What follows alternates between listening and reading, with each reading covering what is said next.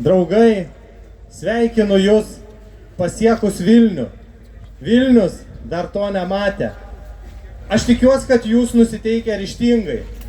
Ir Jūsų pasiryžimas rodo, kokie Jūs stiprus. Jūsų pasiruošimas rodo, kokie Jūs kūrybingi. Ir Jūs čia esat ne dėl manęs, ne dėl organizacijų. Jūs čia esate dėl savo teisėtų lūkesčių, dėl savo ateities, dėl savo šeimų.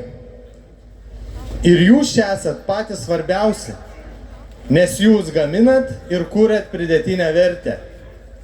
Ne politikai, ne biurokratai, ne pseudo aplinkosaugininkai, ne apsimetėliai ornitologai, kurie sėkmingai gyvendina abejotinos reikšmės projektus. Bet būtent Jūs gaminat ir kuriat pridėtinę vertę. Didžiuokitės tuo. Mes sakome gana politikos nukreiptos prie žemės ūkį, gana dezinformacijos, gana purvant žemės ūkio.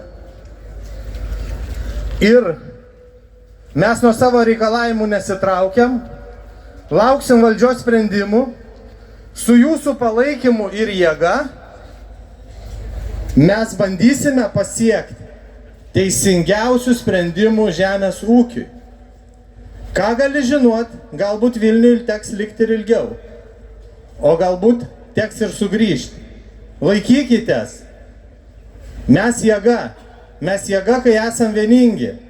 Ir tuo pačiu aš dar noriu padėkoti šio protesto organizatoriams, darbo grupiai, kuri įdėjo daug darbo, daug pastangų, kad mes čia visi galėtume susirinkti į šitą protestą ir laisvai išreikšti savo nuomonę. Didelis ačiū Jums.